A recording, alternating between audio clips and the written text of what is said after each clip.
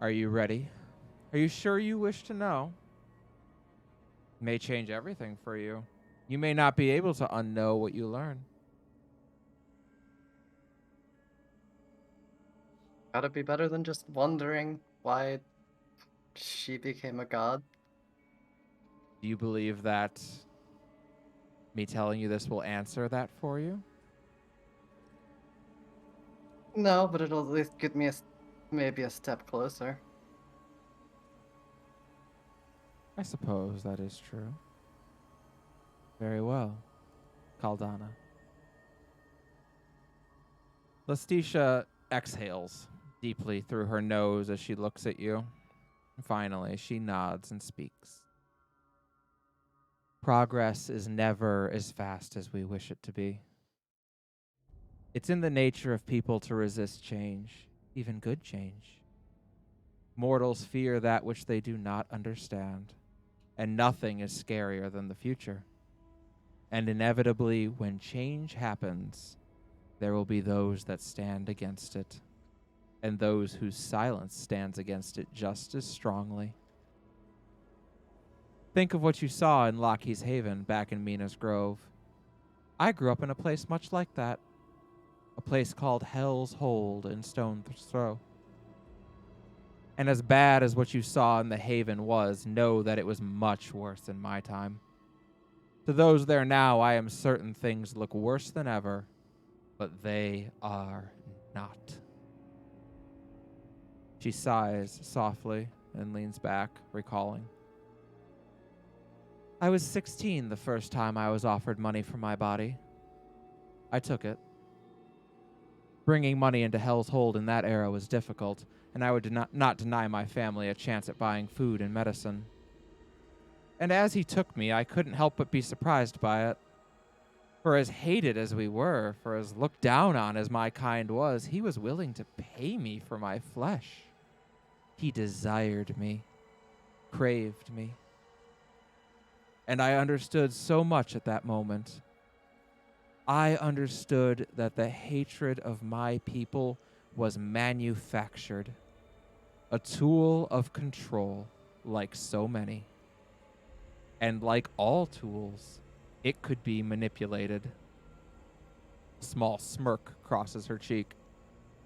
I gathered 10 of my sisters, and we began to avail our services to the men and women of the city. I thought if there was one man who wanted me enough to pay, then surely there would be more. And my guess was right on the money. Literally. In that first week alone, the 10 of us brought more money into Hell's Hold than our entire enclave had in the prior year. With a wave of her hand, she creates the image above her of a building, what looks like a small nightclub. Within 6 months, we were able to renovate and restore one of the front-facing buildings of Hell's Hold. I named it the Maiden's Call, and my girls were the best in the city. Our clientele ranged from people off the street to men of the cloth, all the way up to the counselors of the city themselves. If I had desired an information or blackmail ring, I could have formed an empire that would have put the severed hand to shame. And while that wasn't what I desired, I was not immune either to the allures of power. Over a relatively short span of time, I became the most powerful tiefling in Hell's Hold. By 20 summers of age, I could make decisions no one in my family would have dreamt of having the authority to make.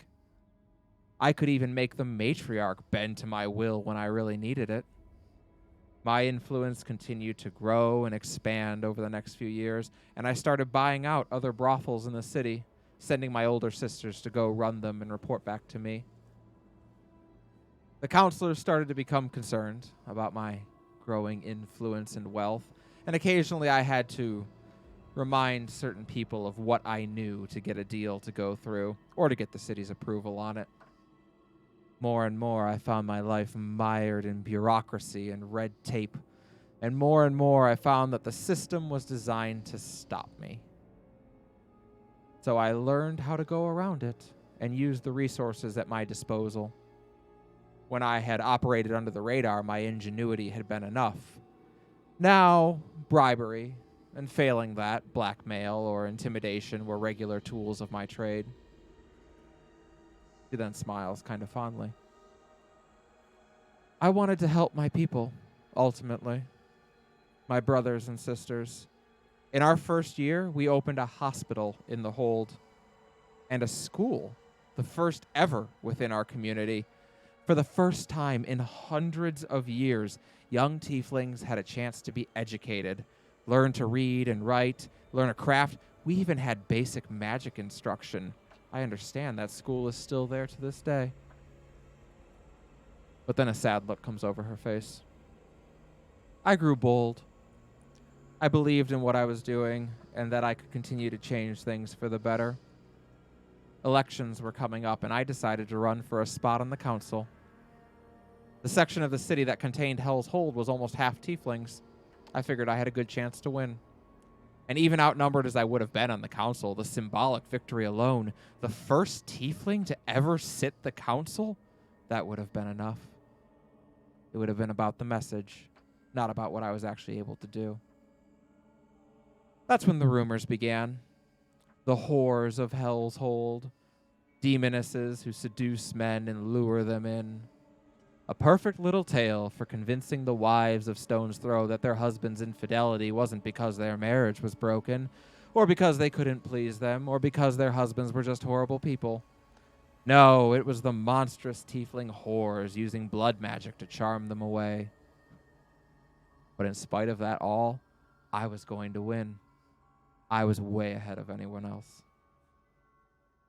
And then one night I went to the call, and one of my girls was crying. She had a black eye and a cut on her face. She told me that a city guard had followed her on her way in and caught her and roughed her up. Over the next day, 2 more of my girls told me that they were hassled by city guards. So I went to City Hall, and I delivered a message right to the council. I know which of you has sampled the pleasures of my business, and I know which of you has a room on reserve. If my girls ever so much as even think they're being hassled by your men, I won't be the only one who knows. He glances down. That very night, a contingent of 12 armed guards showed up. They entered, demanding to be provided with our clientele list, statements, everything we had that could possibly prove who had been there. I told them that unless I saw a writ from a magistrate, they could go fuck themselves.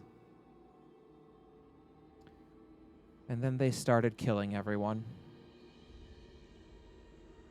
The rest, I suppose I'll let you watch. And as she waves her hand, Caldana, suddenly you're there, in the eyes of Lustitia. All around you, guards are going into rooms, pulling tiefling women out by their hair or horns. Some of them are already dead. Some of them are crying, calling for you. The man holding you by your throat has a knife right in your face. He keeps demanding to know where your paperwork is kept. Fear runs through you. Hatred, malice, vengeance. You look to your right and your closest friend is there, on her knees as the guard raises his sword to bring down upon her. You scream. And blinding radiance bursts out of your chest. The man holding you is forced to let go as he covers his eyes. You stumble forward, 2 brilliant angelic wings erupting out of your back. You look down, wide-eyed as your spark ignites. And then it changes.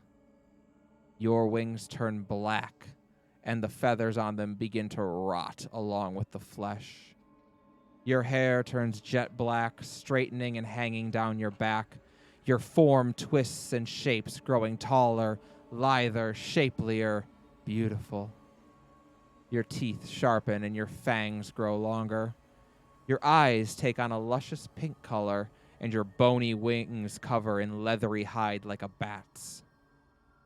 Your tail lengthens and you gain more strength and control over it than you've ever had.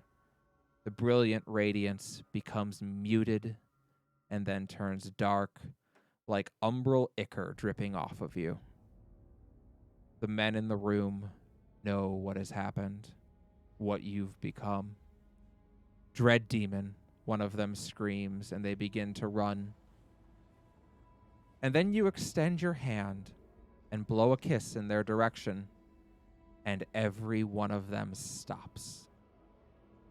Your lips curl into a sneer. Leaving so soon.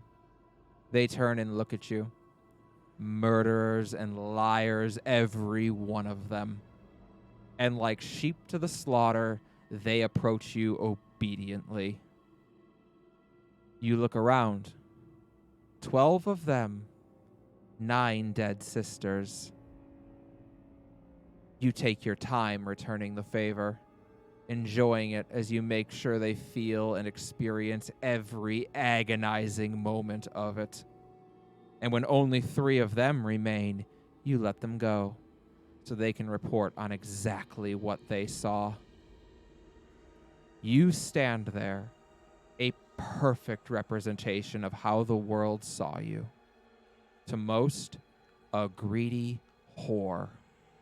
But to those closest to you, a loving, giving hero.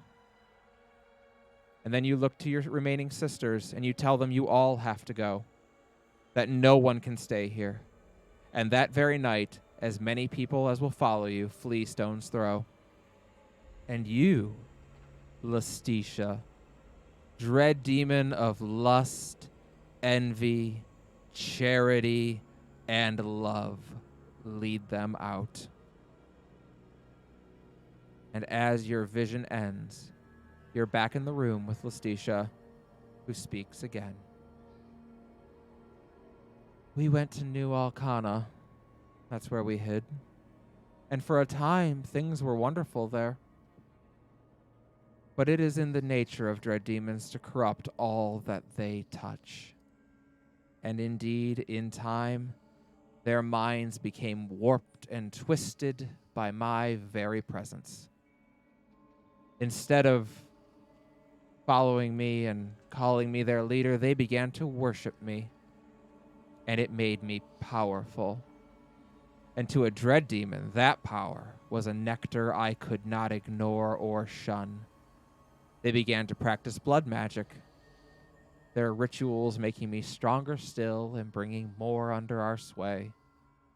And then the Inquisition came, killed all of them, and left me mortally wounded. I no longer had enough followers to survive on my own, and my physical form was dying. I knew what awaited me in death, so I chose the alternative.